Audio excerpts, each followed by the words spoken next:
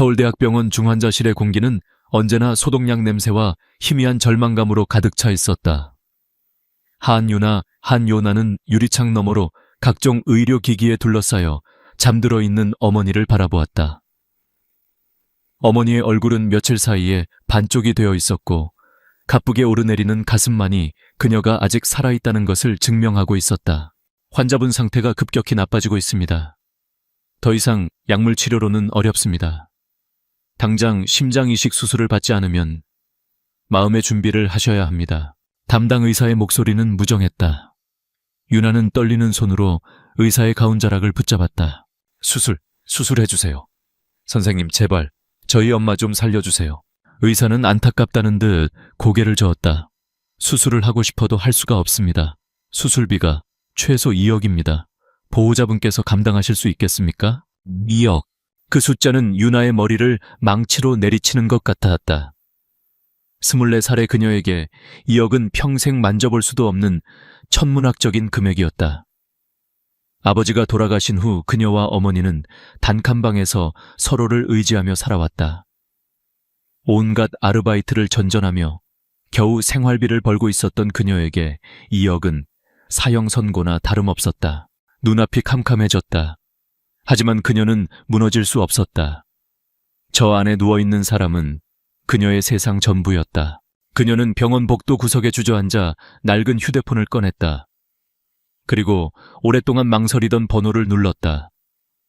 어릴 적 아버지가 돌아가신 후 매정하게 등을 돌렸던 먼 친척 아저씨의 번호였다. 자존심 때문에 단 한 번도 연락한 적 없었지만 지금은 그런 것을 따질 때가 아니었다. 몇 번의 신호음 끝에 무뚝뚝한 목소리가 들려왔다. 여보세요? 아저씨, 저 유나예요, 한유나. 수화기 너머의 남자는 잠시 말이 없다가 귀찮다는 듯이 말했다. 그런데 돈이라도 빌리러 전화했냐. 전곡을 찔린 유나는 입술을 깨물었다. 아저씨, 혹시 일자리 좀 알아봐 주실 수 있으세요? 뭐든지 할 수 있어요. 정말 뭐든지요. 남자는 잠시 생각하더니 비웃음 섞인 목소리로 말했다. 네가 할 줄 아는 게 뭐가 있다고. 마침 내 처남이 호텔 레스토랑에서 매니저로 있는데 거기 접시 닦는 사람 하나가 그만뒀다더라. 그런 험한 일이라도 괜찮겠냐. 네, 괜찮아요. 정말 감사합니다, 아저씨. 유나는 지푸라기라도 잡은 심정으로 외쳤다. 접시 닦기든 청소든 상관없었다. 돈을 벌 수만 있다면. 다음 날 유나는 친척 아저씨가 알려준 더 로열 신라 호텔로 향했다. 서울의 중심부에 위치한 그 호텔은 그녀가 사는 세상과는 완전히 다른 곳이었다. 눈부신 샹들리에와 번쩍이는 대리석 바닥 우아한 옷차림의 사람들. 그 모든 것이 그녀를 위축되게 만들었다. 그녀는 호텔 최고층에 위치한 프렌치 레스토랑 라심라 치메으로 향했다. 레스토랑 입구에서 그녀는 잘 차려입은 지배인에게 조심스럽게 물었다. 저 조진석 매니저님을 뵈러 왔는데요. 잠시 후 기름진 머리를 깔끔하게 빗어 넘기고 값비싼 양복을 입은 남자가 거만한 표정으로 나타났다. 조진석, 진석 매니저였다. 그는 유나의 머리부터 발끝까지를 훑어보았다. 낡았지만 깨끗하게 다려 입은 블라우스와 청바지 차림의 그녀를 그는 마치 더러운 것을 보는 듯한 눈빛으로 쳐다봤다. 네가 그 한유나? 네, 맞습니다. 따라와. 그는 퉁명스럽게 말하고는 안으로 들어갔다. 유나는 주눅이 든 채 그의 뒤를 따랐다. 그는 그녀를 화려한 홀이 아닌 어둡고 축축한 주방 뒤편의 직원용 공간으로 데려갔다. 김 사장님, 친척 아저씨 부탁이라 받아주기는 하는데 미리 말해두지. 여긴 너 같은 애가 일할 곳이 아니야. 낙하산은 딱 질색이거든. 알겠어. 그의 목소리에는 노골적인 경멸이 담겨 있었다. 네, 명심하겠습니다. 오늘부터 네가 할 일은 저기 쌓여있는 접시랑 와인잔들을 닦는 거야. 먼지 하나, 지문 하나라도 남아있으면 바로 잘릴 줄 알아. 그리고 손님들 눈에 띄지 마. 너 같은 애가 홀에 있는 것만으로도 우리 레스토랑 품격이 떨어지니까. 그는 그녀에게 접시 닦는 수건을 던져주듯 건네고는 나가버렸다. 유나는 산더미처럼 쌓인 그릇들을 망연히 바라보았다. 레스토랑 지배인이 아니라 사실상 주방 허드렛실이었다. 하지만 그녀는 선택의 여지가 없었다. 그날부터 유나의 고된 생활이 시작되었다. 그녀는 매일 아침 가장 먼저 출근해서 밤늦게까지 일했다. 조 매니저는 사사건건 그녀를 트집 잡고 모욕했다. 다른 직원들 앞에서 일부러 큰 소리로 그녀를 나무랐고 다른 사람들이 모두 퇴근한 뒤에도 그녀에게만 추가 업무를 시켰다. 야, 한윤아, 너 눈은 장식으로 달고 다니냐? 이 와인잔에 얼룩 묻은 거 안 보여?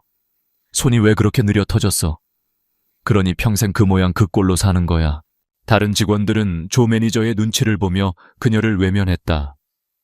그들 중 몇몇은 그녀를 동정하기도 했지만 누구 하나 선뜻 나서서 그녀를 도와주지는 않았다. 유나는 완벽한 섬이 되었다. 하지만 그녀는 묵묵히 모든 것을 견뎌냈다. 돌아가신 아버지는 국내 최고의 전통주 명인이자 궁중교리 전문가셨다. 그녀는 어릴 적부터 아버지 어깨너머로 수많은 지식을 배웠다. 와인의 품종과 빈티지를 구별하는 법, 식재료의 신선도를 알아보는 법, 음식과 술의 완벽한 조화를 찾아내는 법. 그녀의 머릿속에는 아버지께서 물려주신 거대한 지식의 도서관이 있었다. 조 매니저가 손님상에 나가는 싸구려 와인을 최고급 빈티지로 속여서 파는 것을 보았을 때도, 주방장이 신선도가 떨어진 식재료를 사용하는 것을 보았을 때도 그녀는 입을 다물었다. 지금 그녀에게 필요한 것은 정의가 아니라 돈이었다. 어머니의 수술비. 그녀는 매일 밤 고된 몸을 이끌고 지하 단칸방으로 돌아와 휴대폰 속에 있는 어머니의 사진을 보았다. 엄마, 조금만 더 버텨줘. 내가 꼭 엄마 살릴게. 그녀는 눈물을 삼키며 스스로를 다잡았다. 한 달이 지났다. 그녀는 월급을 받자마자 그대로 병원 원무과에 가져다 주었지만 2억이라는 거대한 벽 앞에서 그것은 조약돌 하나를 던지는 것과 같았다. 의사는 더 이상 기다려줄 수 없다고 했다. 유나는 절망했다. 그녀는 조 매니저에게 떨리는 목소리로 가부를 부탁했다. 매니저님, 혹시 월급을 미리 좀 받을 수 있을까요? 저희 어머니가 너무 위독하셔서. 조 매니저의 얼굴에 비열한 미소가 떠올랐다. 그는 유나를 자신의 사무실로 불렀다. 가부를 해줄 수 있지. 대신 조건이 있어. 그는 자리에서 일어나 그녀에게 다가왔다. 그리고 그녀의 어깨에 슬그머니 손을 올리며 속삭였다. 오늘 밤 나랑 같이 호텔 스위트룸에 좀 가지. 그럼 내가 급한 돈은 해결해주지. 어때? 그의 눈빛은 욕망으로 번들거렸다. 유나의 온몸이 차갑게 식었다. 그녀는 공포와 수치심에 몸을 떨며 그의 손을 뿌리쳤다. 지금 뭐라고 하셨어요? 뭘 그렇게 놀라. 너도 돈이 필요하고 나도 여자가 필요한데. 서로 좋은 거 아니야. 너 같은 애한테는 과분한 제안이라고. 그는 그녀가 당연히 받아들일 것이라 생각했다. 돈 때문에 자존심까지 팔러온 여자라고 생각했기 때문이다. 유나의 눈에 뜨거운 눈물이 고였다. 하지만 그녀는 울지 않았다. 대신 그녀의 눈빛이 차갑게 변했다. 그녀는 허리를 꼿꼿이 폈다. 더러워요. 그녀의 목소리는 작았지만 단호했다. 당신 같은 사람 밑에서 단 하루도 더 일 못하겠어요. 그만두겠습니다. 조 매니저의 얼굴이 분노로 일그러졌다. 감히 주제도 모르는 년이 자신의 제안을 거절하고 자신을 모욕해. 뭐 그만둬. 야, 네가 지금 무슨 배짱으로. 너 여기서 나가면 니네 엄마 수술비는 어쩔 건데 길바닥에 나 앉아서 죽는 꼴 보려고. 그래도 당신처럼 더러운 돈은 받지 않아요. 유나는 그에게 등을 돌려 사무실을 나가려 했다. 바로 그때였다. 잠깐. 차가운 중저음의 목소리가 사무실 문 밖에서 들려왔다. 유나와 조 매니저의 시선이 동시에 문 쪽으로 향했다. 그곳에는 언제부터 서 있었는지 모를 한 남자가 서 있었다. 완벽한 수트 차림의 조각 같은 얼굴, 그리고 모든 것을 꿰뚫어 보는 듯한 깊고 차가운 눈빛을 가진 남자. 조 매니저는 그 남자를 보자마자 얼굴이 하얗게 질리며 허리를 90도로 숙였다. 회장님, 여긴 어인일로. 회장님, 더 로얄 신라 호텔의 주인이자 언론에도 거의 모습을 드러내지 않는다는 은돈의 CEO 권태민, K1태민이었다. 하지만 권태민의 시선은 조 매니저에게 향하지 않았다. 그의 시선은 처음부터 끝까지 눈물을 참고 꿋꿋이 서 있는 한유나에게 고정되어 있었다. 권태민의 등장은 사무실의 공기를 순식간에 얼려버렸다. 그의 존재감은 압도적이었다. 그는 아무 말도 하지 않았지만 그가 내뿜는 차가운 위압감에 조진석 매니저는 숨쉬기조차 힘들어했다. 이게 무슨 상황이지? 권태민의 낮고 차가운 목소리가 울렸다. 그의 시선은 조 매니저의 어깨에 닿았다가 겁에 질린 한유나에게로 옮겨갔다. 조 매니저는 식은땀을 흘리며 황급히 변명했다. 저 회장님 그게 아니고 신입 직원이 실수를 좀 해서 교육을 하고 있었습니다. 하하, 별일 아닙니다. 그는 비굴한 웃음을 지어 보였지만 권태민의 눈은 속일 수 없었다. 그는 방금 문 밖에서 모든 대화를 들었다. 호텔 스위트룸이니 대어로운 돈이니 하는 단어들을 권태민은 조 매니저를 무시한 채 유나에게로 시선을 고정했다. 그의 눈빛은 깊이를 알 수 없는 심해와 같아서 유나는 그가 무슨 생각을 하는지 도무지 읽을 수가 없었다. 그가 다시 입을 열었다. 이번에는 조 매니저에게 하는 말이었다.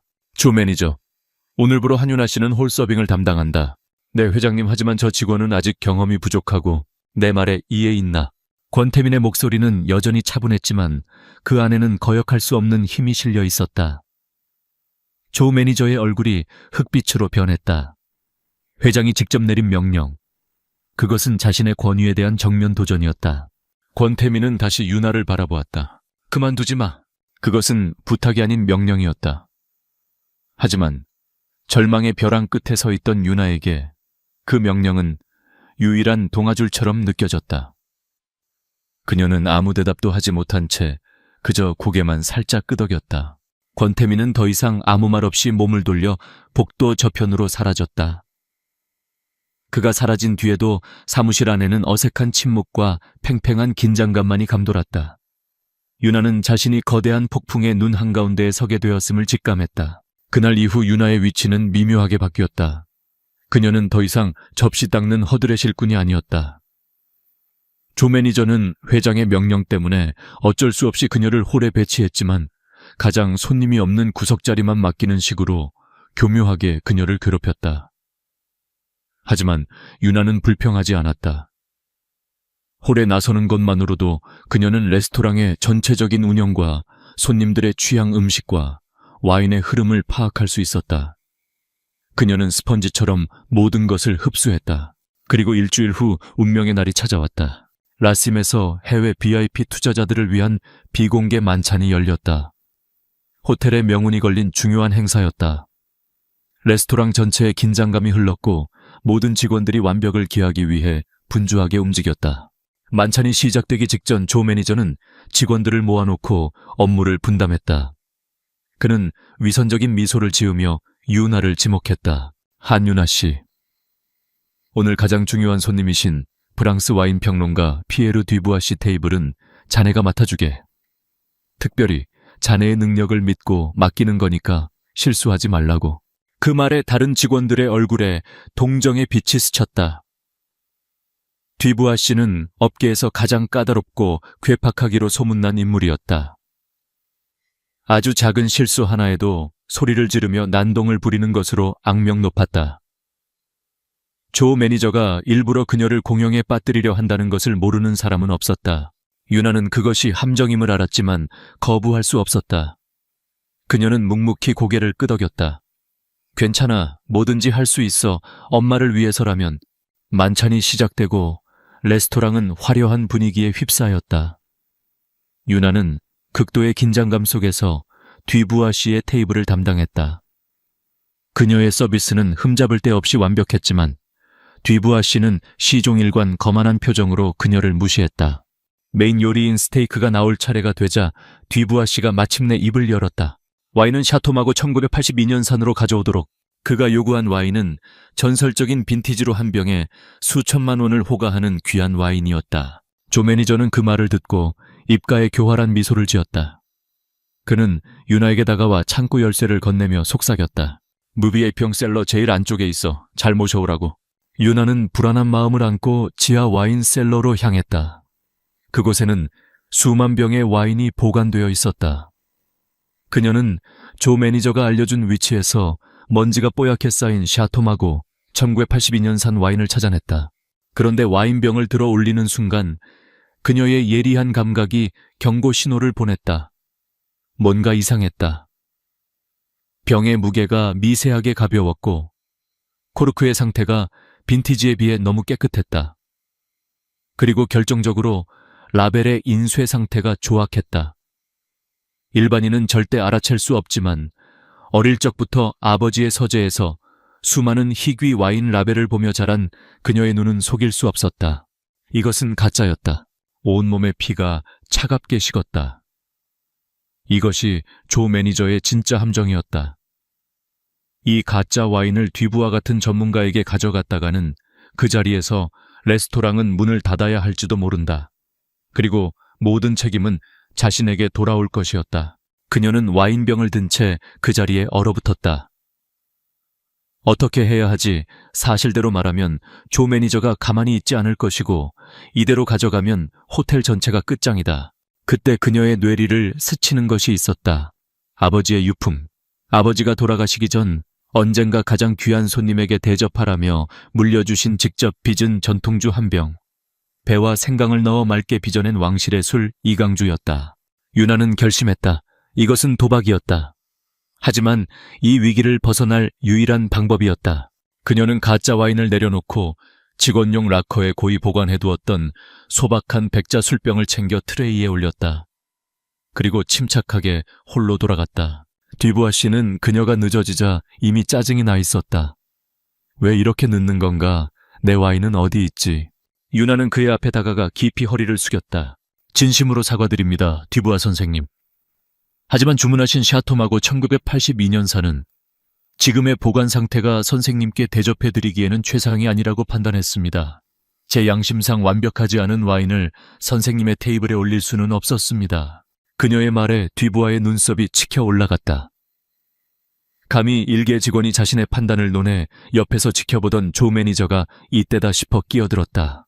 아니, 이 직원이 무슨 무례한, 당장 가서 와인 가져오지 못해. 하지만 유나는 흔들리지 않았다. 그녀는 트레이에 있던 백자 술병을 조심스럽게 꺼내 보였다. 대신 선생님의 명성에 누가 되지 않을 저희 한국에 숨겨진 보물을 하나 추천해드리고 싶습니다. 이 술은 조선시대 왕에게 진상되던 이강주라는 술입니다. 배의 시원함과 생강의 알싸함, 그리고 계피의 향이 어우러져 오늘 드시는 스테이크의 풍미를 한 차원 더 끌어올려 줄 것입니다. 그녀의 목소리는 차분했지만 그녀가 들려주는 술에 대한 이야기는 너무나 매혹적이어서 좌중의 모든 시선이 그녀에게로 쏠렸다. 뒤부아는 잠시 그녀를 빤히 쳐다보았다. 어린 여직원의 당돌함에 화가 나기보다는 오히려 그녀의 눈빛에 담긴 확신과 전문가적인 태도에 흥미가 생겼다.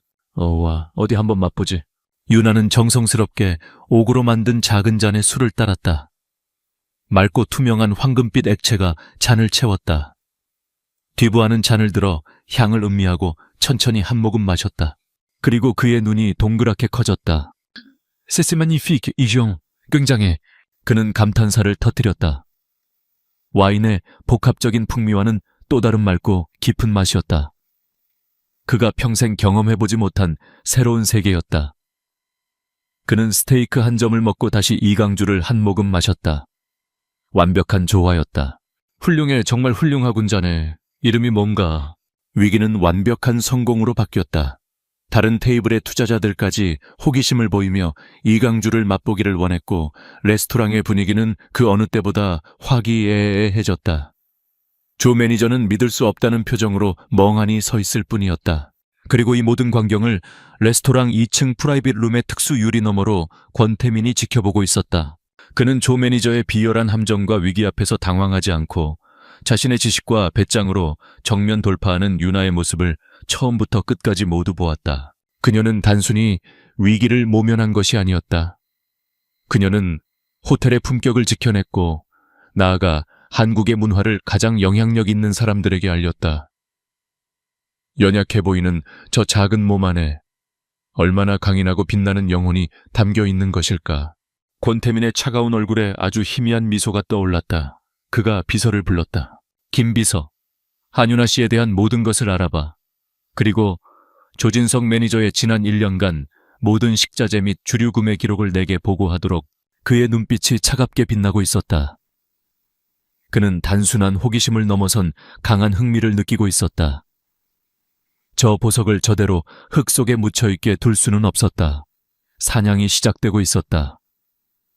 VIP 만찬에서의 극적인 성공 이후 한유나는 라심에서 가장 유명한 인물이 되었다. 직원들은 그녀를 경외와 질투가 섞인 시선으로 바라보았다. 며칠 전까지만 해도 접시나 닦던 낙하산이 하룻밤 사이에 호텔의 구세주이자 회장의 주목을 받는 신데렐라가 되었으니 그럴 만도 했다. 물론 가장 속이 뒤틀리는 사람은 조진성 매니저였다. 그는 자신의 함정에 빠지기는커녕 오히려 그것을 발판 삼아 하늘로 날아오른 유나가 죽도록 미웠다. 그는 복도에서 마주칠 때마다 그녀를 뱀처럼 노려보았지만 섣불리 건드리지는 못했다. 회장이 그녀를 지켜보고 있다는 사실을 알기 때문이었다. 그의 분노와 질투는 독처럼 그의 안에서 부글부글 끓어오르고 있었다. 그리고 권태민 회장의 특별한 관심은 날이 갈수록 노골적으로 변해갔다. 그는 이전과 달리 자주 레스토랑의 모습을 드러냈다. 그리고 올 때마다 항상 한유나를 찾았다. 오늘 점심은 한유나 씨에게 추천받고 싶군. 어느 날 그는 레스토랑 중앙의 가장 좋은 테이블에 앉아 말했다. 조 매니저가 황급히 달려와 메뉴판을 내밀었지만 그는 쳐다보지도 않았다. 유나는 긴장된 마음으로 그에게 다가갔다.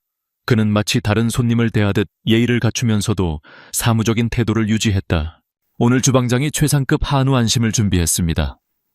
한유나 씨 생각은 어떤가? 이 안심에 어울리는 와인은 뭐가 좋을지 전문가의 의견을 듣고 싶군.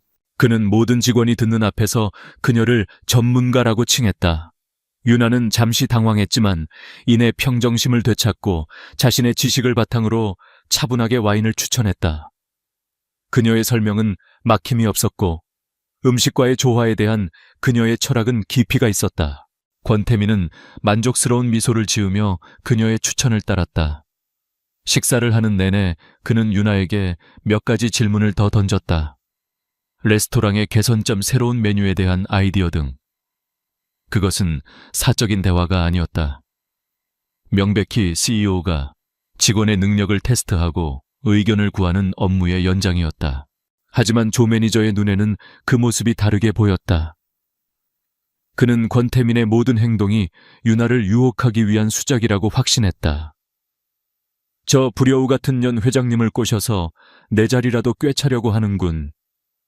그의 의심은 확신이 되었고 질투는 증오로 변해갔다. 며칠 후 권태민은 전통주 페어링 서비스 도입 검토라는 제목의 공지를 전 직원에게 내렸다. VIP 만찬에서의 성공적인 사례를 바탕으로 우리 호텔만의 차별화된 서비스를 만들자는 내용이었다. 특정인의 이름이 거론되지는 않았지만 모두가 그것이 한유나를 염두에 둔 지시라는 것을 알았다. 조 매니저는 더 이상 참을 수 없었다.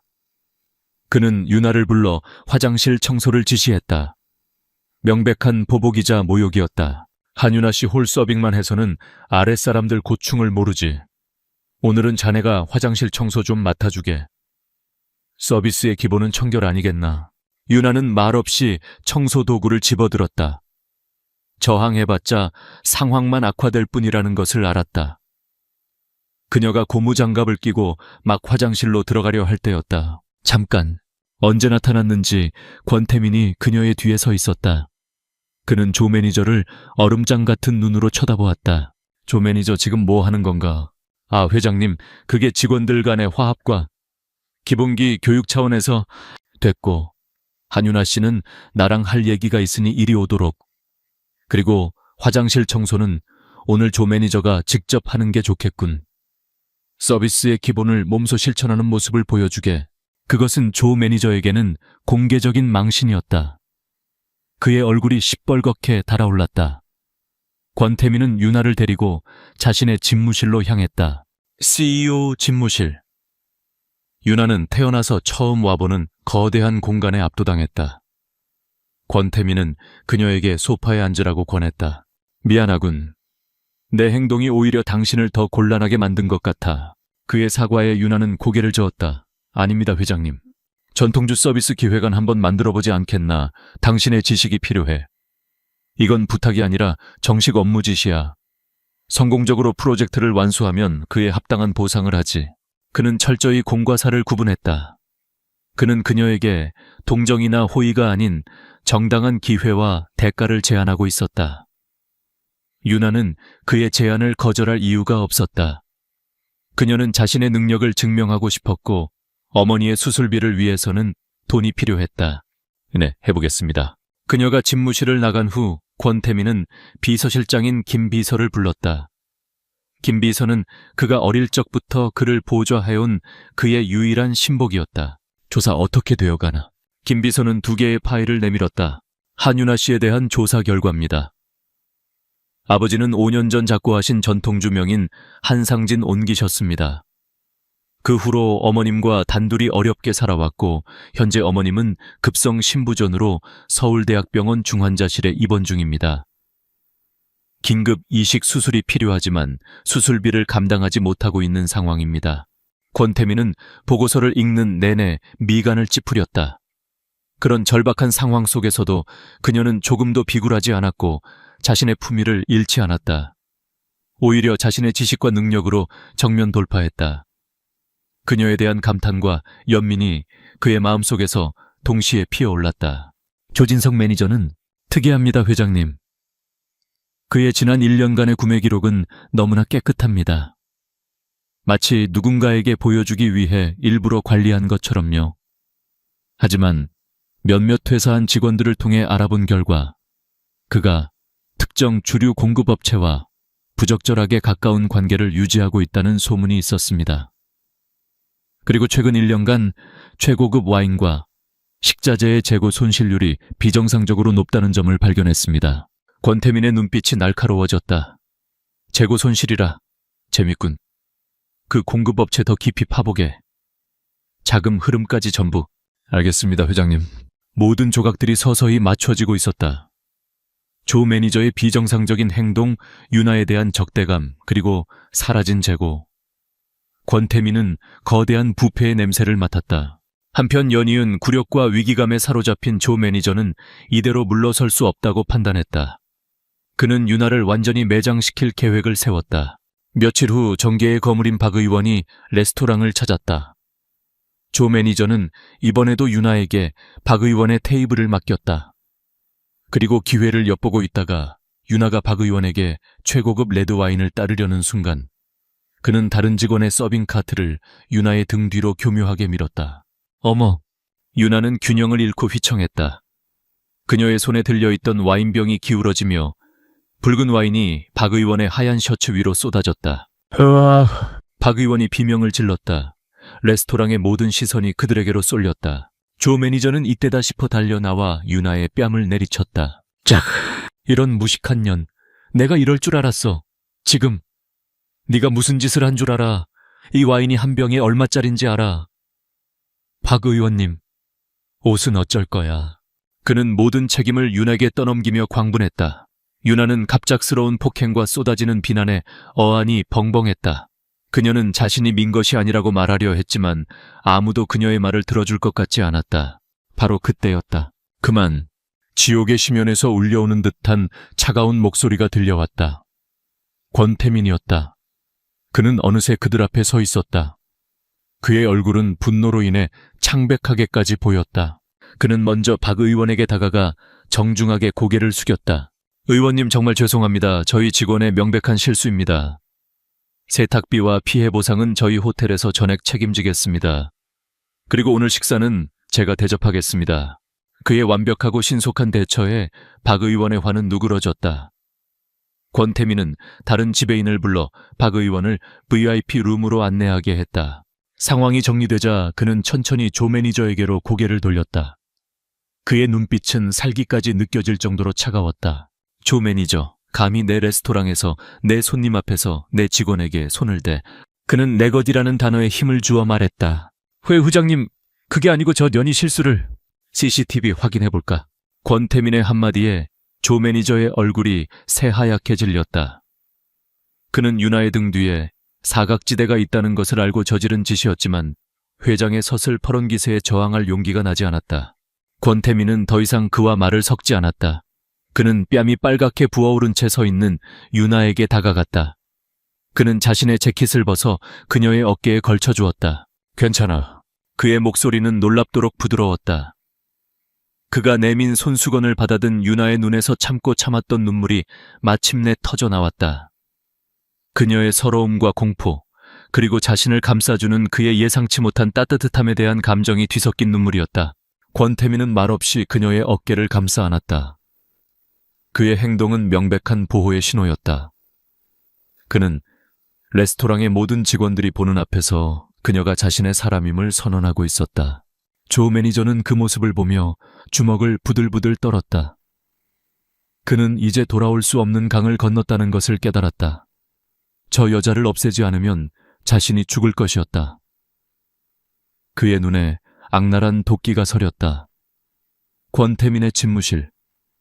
그는 자신의 재킷을 걸친 채 소파에 앉아있는 한유나에게 따뜻한 허브티를 건넸다. 그녀는 여전히 충격에서 벗어나지 못한 듯 가늘게 몸을 떨고 있었다. 레스토랑에서의 소동 이후 그는 그녀를 이곳으로 데려와 다른 사람들의 시선으로부터 분리시켰다. 이제 괜찮아. 그의 목소리는 낮고 부드러웠다. 그는 맞은편에 앉아 아무 말 없이 그녀가 안정을 되찾기를 기다려주었다. 이 공간에는 더 이상 회장과 직원이 없었다. 그저 상처받은 한 여자와 그녀를 지켜주고 싶은 한 남자만이 존재했다. 한참의 침묵 끝에 유나가 먼저 입을 열었다. 죄송합니다. 저 때문에 일이 커졌습니다. 그녀는 여전히 자신을 탓하고 있었다. 권태민은 미간을 찌푸렸다. 당신 탓이 아니야. 사과해야 할 사람은 당신이 아니라 나야. 내 사업장에서 내 직원이 그런 험한 일을 당하게 만들었으니까. 내가 더 빨리 조치를 취했어야 했는데. 그의 눈빛에 차가운 분노와 깊은 자책감이 스쳤다. 조진석의 폭력은 단순히 한 직원을 모욕한 것이 아니었다. 그것은 권태민의 경영 능력과 리더십 자체를 모독한 행위였다.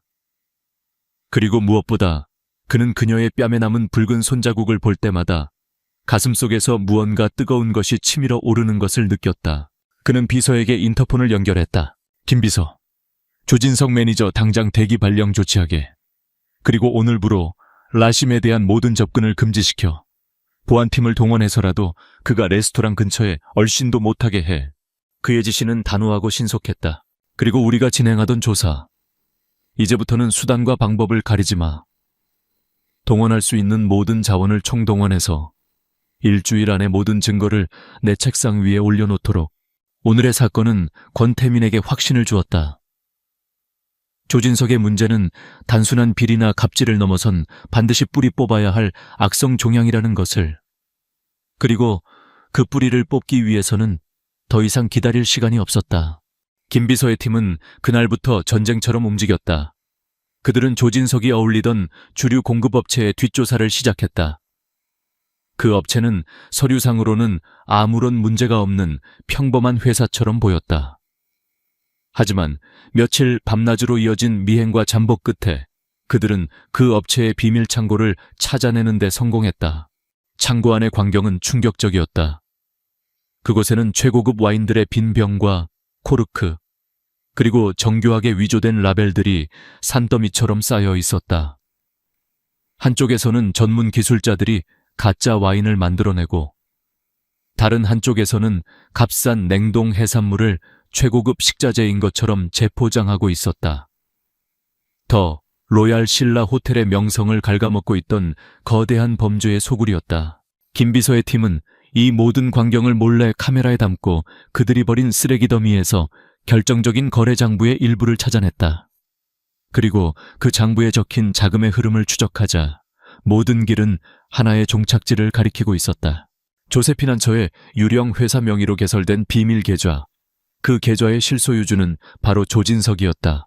그는 지난 몇 년간 호텔의 가장 비싼 식자재와 와인들을 빼돌려 암시장에 팔고 그 자리를 정교하게 만들어진 가짜로 채워 넣는 방식으로 막대한 이익을 챙겨왔다. 사라진 재고들은 모두 자연 손실로 처리되어 아무도 의심하지 못했다. 그의 범죄는 대담하고 치밀했다.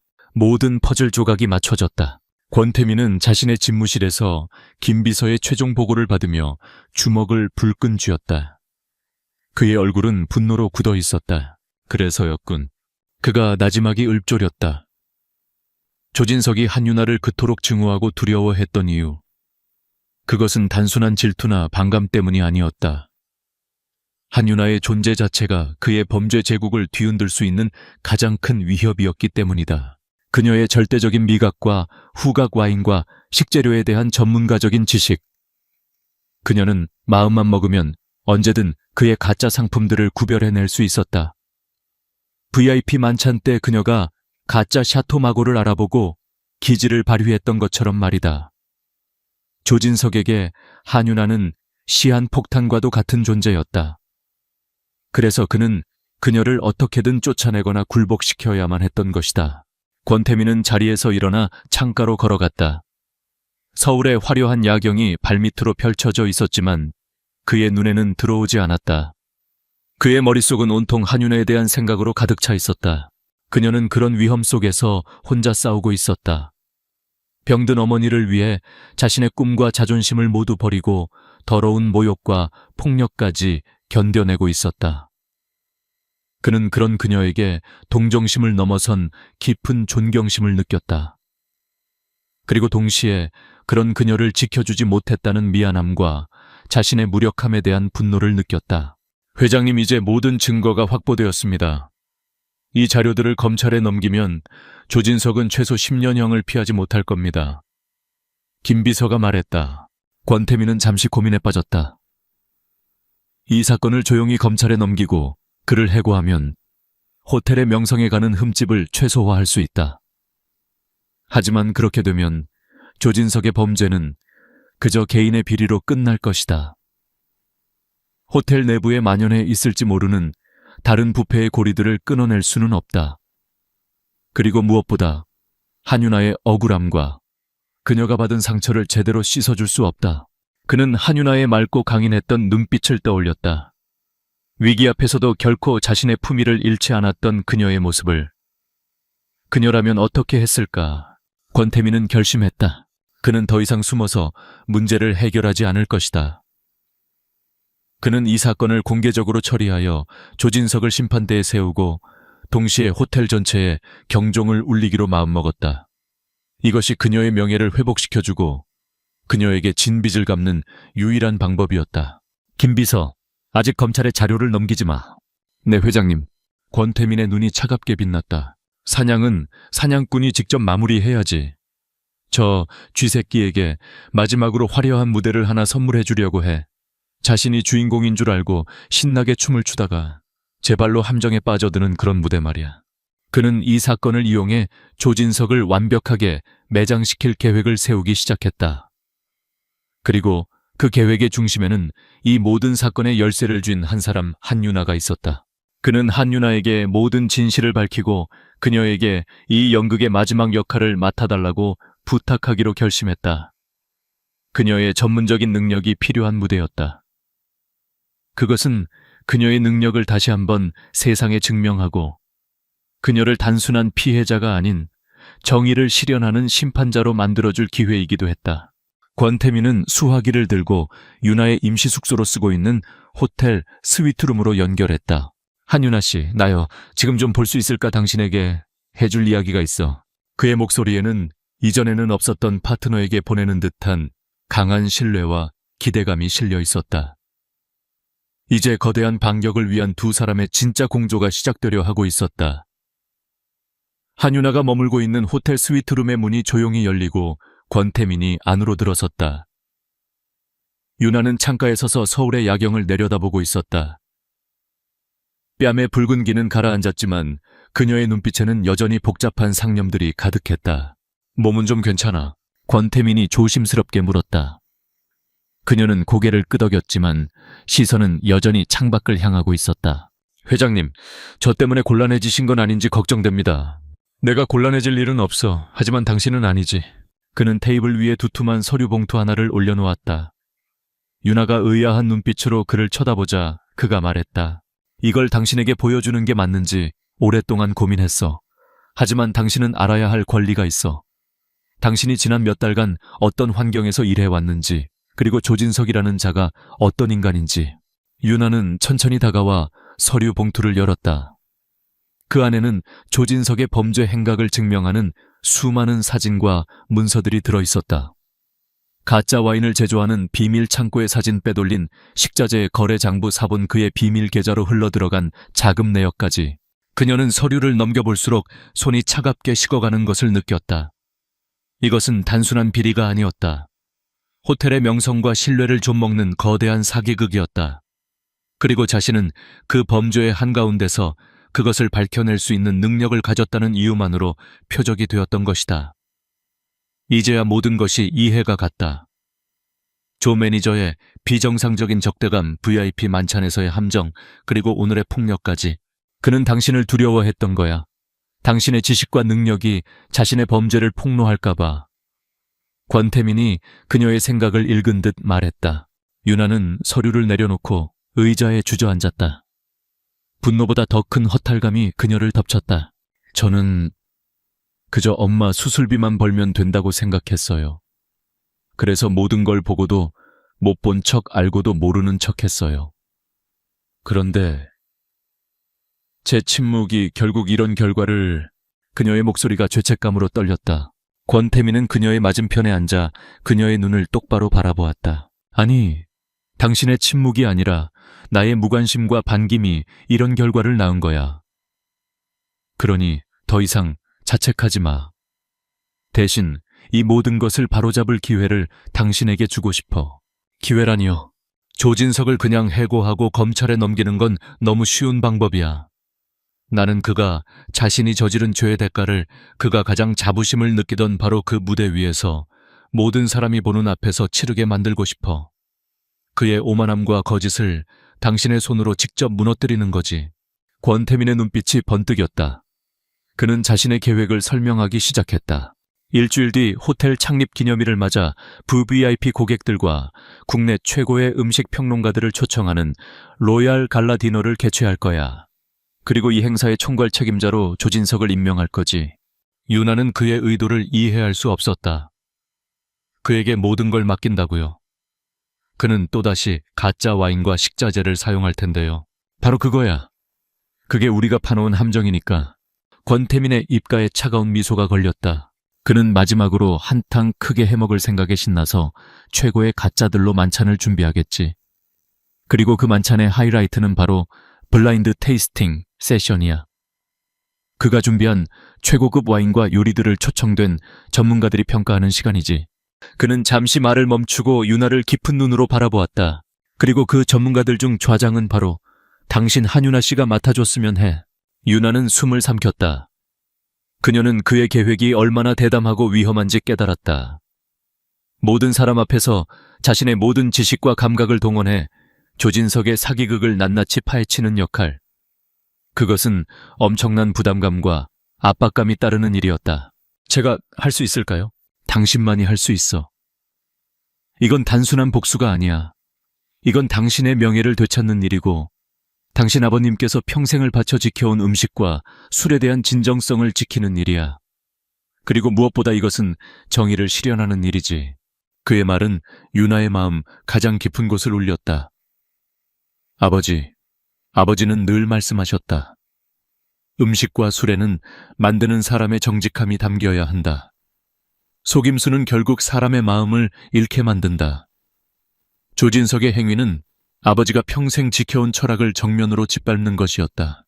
그녀는 더 이상 망설이지 않았다. 그녀의 눈에 다시 예전의 강인하고 총명한 빛이 돌아왔다. 알겠습니다. 회장님의 계획에 동참하겠습니다.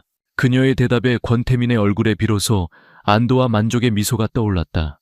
좋아, 그럼 지금부터 우리는 한 팀이야. 그날부터 두 사람의 비밀스러운 공조가 시작되었다. 권태민은 조진석을 자신의 집무실로 불렀다. 대기 발령 중이던 조진석은 잔뜩 겁을 먹은 채 들어왔다. 권태민은 그에게 아무 일도 없었다는 듯이 오히려 더 신임하는 듯한 태도를 보였다. 조 매니저, 자네에게 중요한 임무를 맡기려고 하네. 호텔 창립 기념 갈라 디너의 총괄 책임을 자네에게 맡기겠네. 예산은 걱정하지 말고 호텔의 명성에 걸맞게 최고의 만찬을 준비해주게. 자네 능력 믿고 있네. 조진석은 자신의 귀를 의심했다. 그는 회장이 자신을 테스트하거나 지난번의 폭행 사건을 덮으려는 것이라고 생각했다. 어쨌든 자신에게는 절호의 기회였다. 그는 감격한 표정을 지으며 충성을 맹세했다. 회장님 저를 믿어주시다니 목숨을 걸고 최고의 만찬을 준비하겠습니다. 그는 자신의 무덤을 스스로 파고 있다는 사실을 까맣게 모른 채 의기양양하게 집무실을 나섰다. 한편 유나는 권태민이 마련해준 별도의 공간에서 갈라 디너를 위한 준비에 들어갔다. 그녀는 조진석이 사용할 가능성이 있는 모든 가짜 와인과 식재료의 종류를 리스트업하고 그것들을 구별해낼 수 있는 과학적인 근거와 논리를 정리했다. 그녀는 단순히 맛이 다르다고 말하지 않을 것이었다. 그녀는 와인의 탄닌 구조 산도의 미세한 차이, 숙성 과정에서 나타나는 화학적 변화, 식재료의 세포 조직 차이까지 누구도 반박할 수 없는 완벽한 증거들을 준비했다. 권태민은 그녀가 일에 집중할 수 있도록 모든 지원을 아끼지 않았다.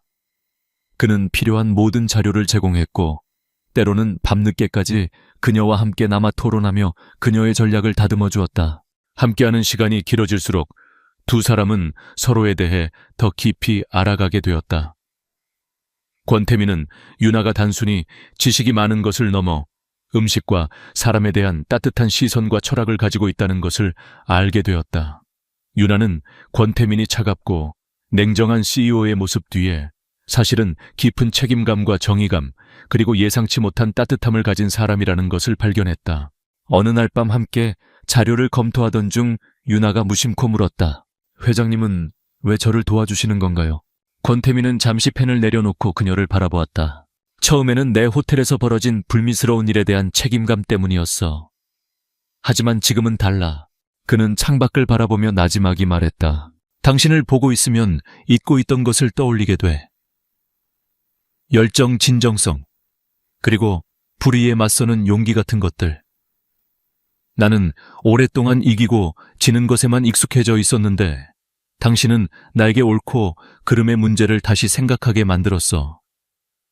그래서 어쩌면 내가 당신을 돕는 게 아니라 당신이 나를 돕고 있는 건지도 모르지. 그의 솔직한 고백에 유나의 마음이 잔잔하게 흔들렸다.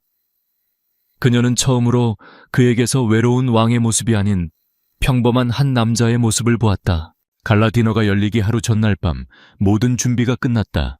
권태민은 유나에게 작은 상자를 건넸다. 그 안에는 우아한 검은색 드레스와 심플한 다이아몬드 목걸이가 들어있었다. 내일의 주인공을 위한 갑옷이야. 당신은 더 이상 숨거나 피하지 않아도 돼. 세상의 중심에서 가장 빛나는 모습으로 당신의 가치를 증명해 보여. 그의 눈빛은 무한한 신뢰와 기대로 가득 차 있었다. 유나는 그가 건네준 갑옷을 받아들며 내일의 승리를 굳게 다짐했다. 이제 마지막 결전의 무대만이 그들을 기다리고 있었다. 더 로얄 신라 호텔의 그랜드 볼룸은 그 어느 때보다 화려하게 빛나고 있었다. 호텔 창립 50주년을 기념하는 로얄 갈라 디너. 천장에서는 수만 개의 크리스탈로 이루어진 샹들리에가 은하수처럼 빛을 쏟아냈고 테이블 위에는 최고급 은식기와 꽃장식이 놓여 있었다. 정재계의 거물들, 언론사 사주들, 그리고 국내에서 가장 영향력 있는 음식 평론가들까지 대한민국의 최상류층 인사들이 모두 이 자리에 모여 있었다. 이 화려한 무대의 중앙에서 조진석은 자신의 인생 최고의 순간을 만끽하고 있었다. 그는 흠잡을 데 없는 턱시도 차림으로 손님들을 맞으며 권력과 자신감에 한껏 취해 있었다. 권태민 회장이 자신에게 이 행사의 모든 것을 맡겼을 때 그는 이것이 자신의 능력을 인정받고 호텔의 실세로 거듭날 절호의 기회라고 확신했다. 그는 이번 행사를 위해 자신이 동원할 수 있는 모든 최고급 가짜들을 준비했다. 수십 년 산 올드 빈티지로 둔갑한 싸구려 와인 호주산 와규를 일본 고베산으로 속인 스테이크 이란산 대신 스페인산 저급 사프란을 사용한 디저트까지. 아무도 눈치채지 못할 것이었다. 그리고 이 행사가 성공적으로 끝나면 그는 막대한 차익을 챙기고 호텔 내에서 자신의 입지를 굳건히 다질 수 있을 터였다. 만찬이 중반을 향해 갈 무렵 사회자가 무대에 올라 행사의 하이라이트를 알렸다. 신사숙녀 여러분, 지금부터 로얄 갈라 디너의 특별 순서 황제의 만찬 블라인드 테이스팅을 시작하겠습니다. 오늘 저희가 준비한 최고의 요리와 와인을 대한민국 최고의 전문가들이 직접 평가하고 그 비밀을 파헤쳐보는 시간입니다. 조명이 어두워지고 무대 중앙에 긴 테이블로 스포트라이트가 쏟아졌다. 테이블에는 국내 최고의 와인 소믈리에, 유명 셰프, 그리고 날카로운 혀를 가진 음식 평론가가 앉아 있었다. 그리고 마지막으로 사회자가 가장 중요한 인물을 소개했다. 그리고 오늘 이 테이스팅을 이끌어 주실 특별 심사위원장을 소개합니다. 전통주와 현대 미식을 아우르는 놀라운 감각의 소유자 한유나 선생님이십니다. 볼룸의 거대한 문이 열리고 한유나가 천천히 안으로 걸어 들어왔다. 순간 장내의 모든 소음이 멎었다. 모든 사람들의 시선이 그녀에게로 향했다.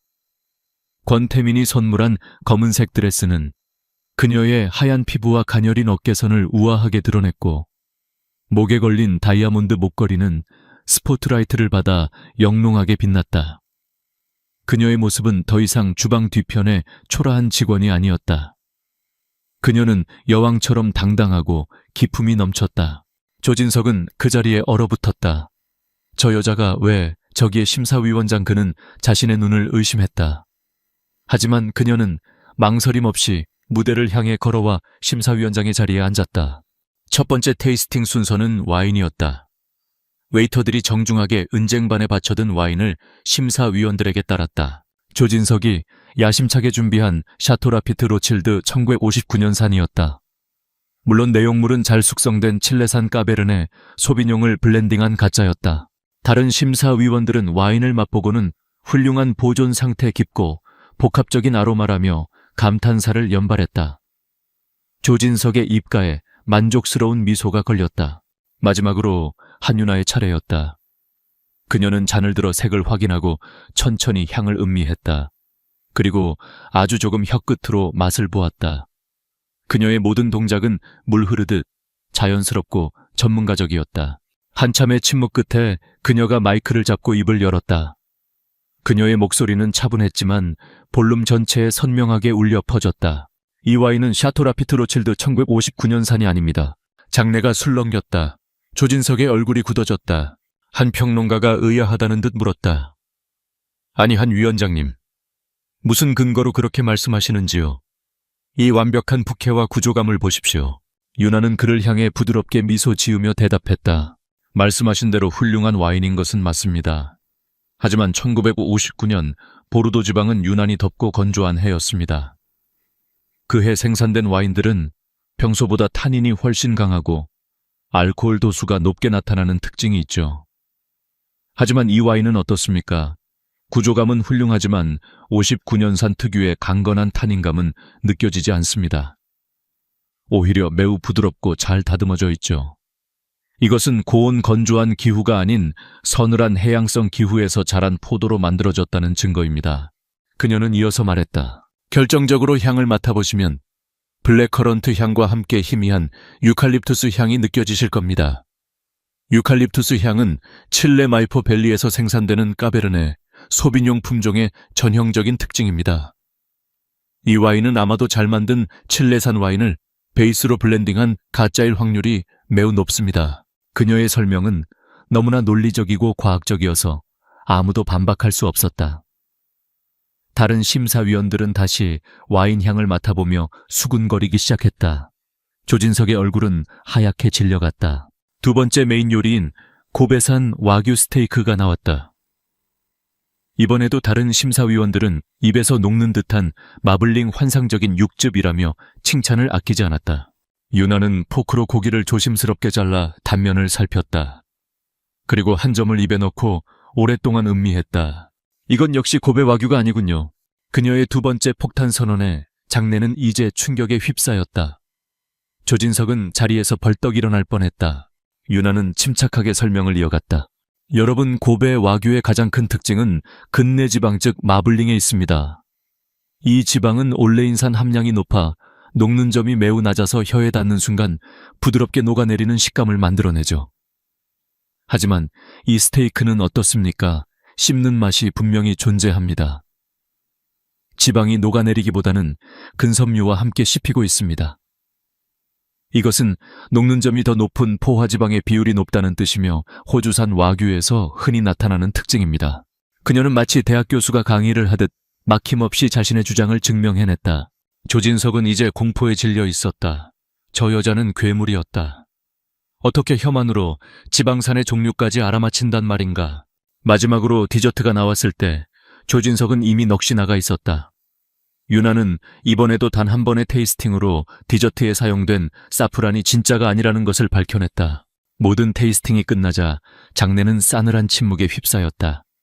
모든 시선이 조진석에게로 향했다. 그는 식은땀을 비오듯 흘리며 어쩔 줄 몰라 했다.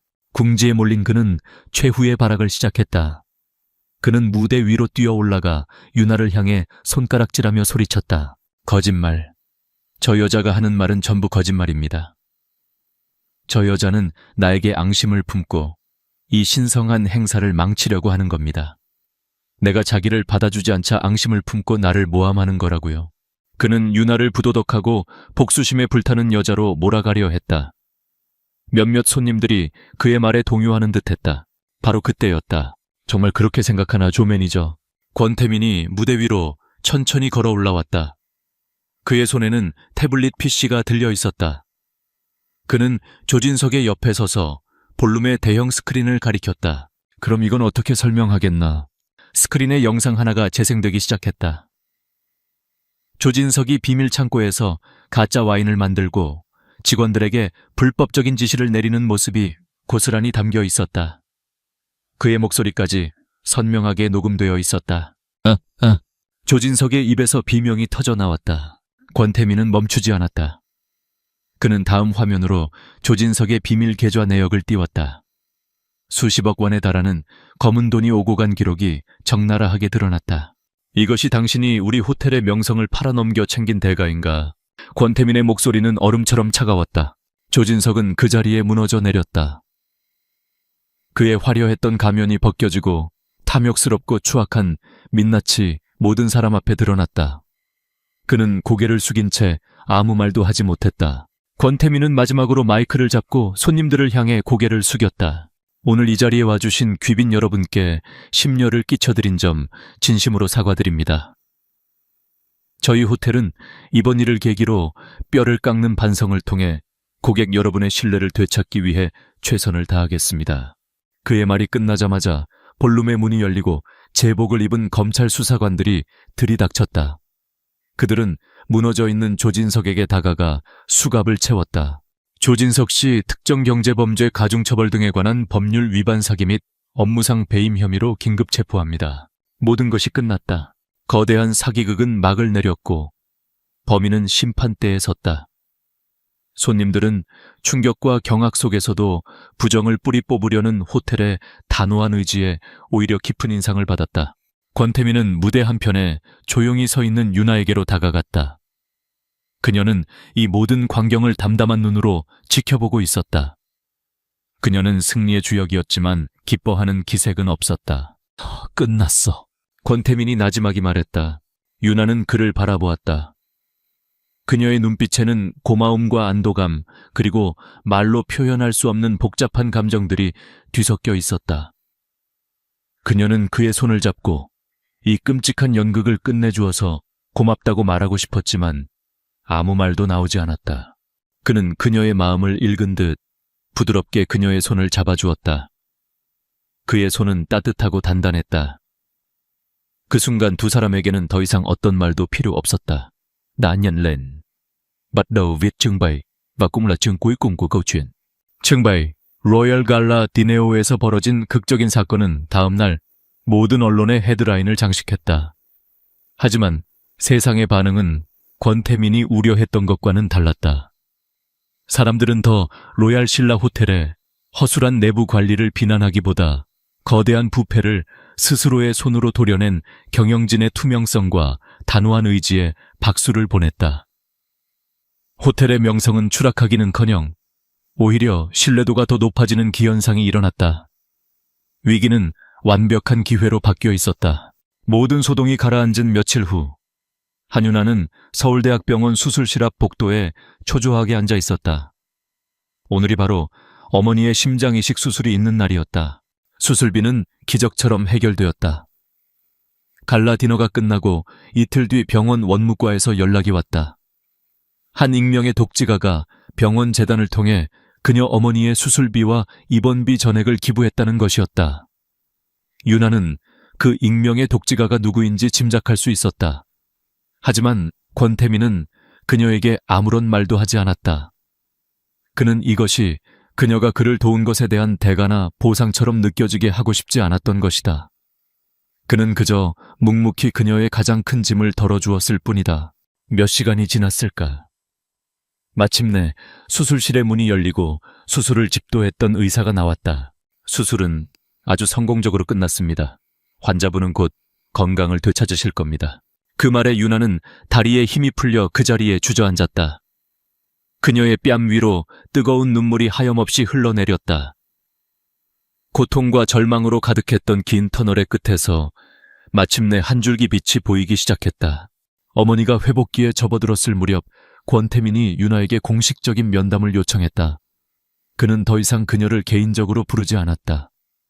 그는 호텔의 CEO로서 재능 있는 인재를 스카우트하는 입장에서 그녀를 대했다. 한윤아 씨, 이번 일을 겪으며 우리 호텔에 가장 필요한 것이 무엇인지 깨달았습니다. 그것은 바로 진정성을 관리하는 시스템입니다. 그래서 새로운 부서를 신설하기로 결정했습니다. 그는 윤아에게 임명장 하나를 내밀었다. 임명장, 성명 한윤아. 상기인을 더 로얄 신라 호텔 식음료 사업부 총괄 품질혁신팀 팀장으로 임명함. 품질혁신팀. 그것은 호텔의 모든 레스토랑에서 제공되는 음식과 와인의 품질을 관리하고 새로운 메뉴와 서비스를 개발하며 나아가 직원들을 교육하는 막중한 책임이 따르는 자리였다. 그것은 그녀의 지식과 경험, 그리고 그녀의 철학을 마음껏 펼칠 수 있는 완벽한 무대였다. 이것은 동정이나 보상이 아닙니다. 당신의 능력에 대한 정당한 평가이자 우리 호텔의 미래를 위한 투자입니다. 받아주겠습니까? 윤아는 잠시 망설였다. 그녀의 인생은 이제 막 안정을 되찾기 시작했다.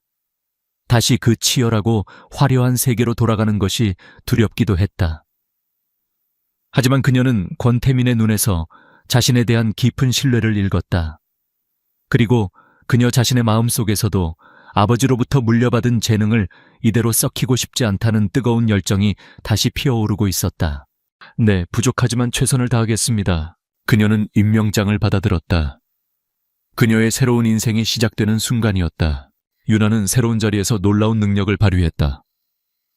그녀는 호텔의 모든 식자재 구매 시스템을 개혁했고 와인 리스트를 전면 재정비했다.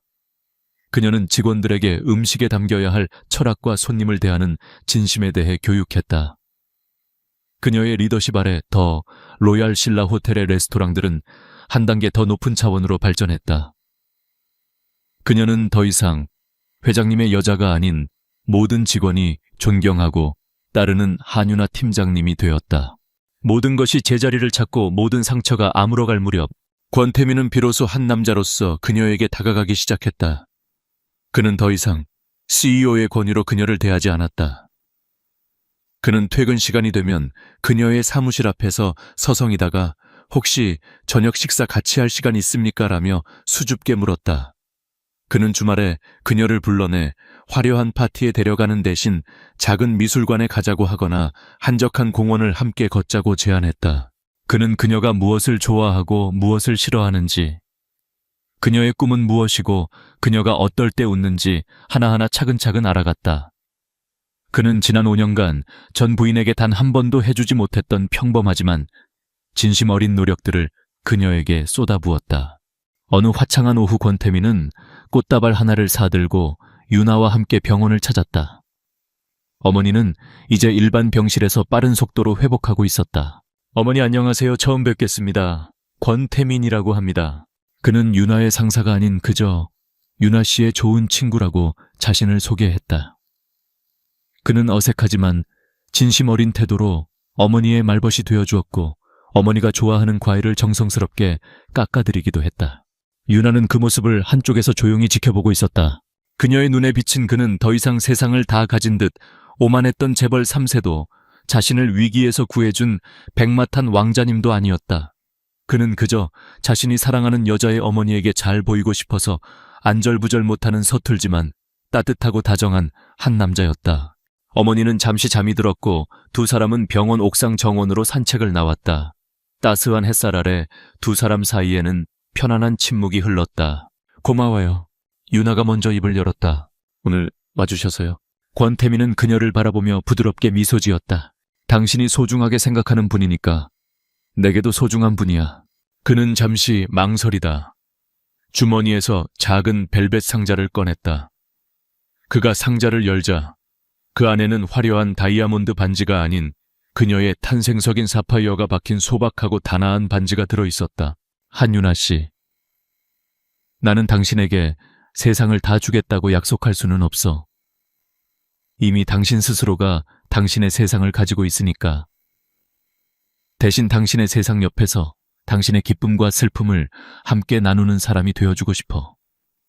당신이 힘들 땐 기댈 수 있는 나무가 되어주고 당신이 날아오를 땐 가장 큰 박수를 쳐주는 바람이 되어주고 싶어. 그는 그녀의 앞에 한쪽 무릎을 꿇었다. 내게 당신의 옆자리를 허락해주겠어. 그의 고백은 담백했지만 세상 그 어떤 화려한 미사여구보다 더 깊은 진심이 담겨 있었다. 유나의 눈에 행복의 눈물이 차올랐다. 그녀는 고개를 끄덕였다. 대답을 대신해 그녀는 그의 손 위로 자신의 손을 포겠다. 길고 길었던 폭풍이 지나가고 마침내 그들의 세상에 따스한 아침이 밝아오고 있었다. 두 사람은 서로의 손을 잡고 그 눈부신 햇살 속으로 함께 걸어 들어갔다. 두 번째 이야기를 함께 해주신 독자 여러분, 진심으로 감사의 말씀을 전합니다. 절망의 끝에서 피어나는 희망과 사랑의 이야기를 통해 여러분의 마음에도 작은 온기가 전해졌기를 바랍니다. 한유나와 권태민의 여정은 우리에게 진정한 가치는 어려운 환경 속에서도 자신의 품위를 잃지 않는 강인함과 상대방의 외적인 조건이 아닌 내면의 빛을 알아봐주는 지혜에서 비롯된다는 것을 보여줍니다. 여러분의 삶에도 언제나 따뜻한 햇살이 가득하기를 기원하며 이만 이야기를 마칩니다. 다시 만날 날까지 모두 행복하시길. 이 이야기가 당신의 마음에 작은 위로가 되었기를 바랍니다.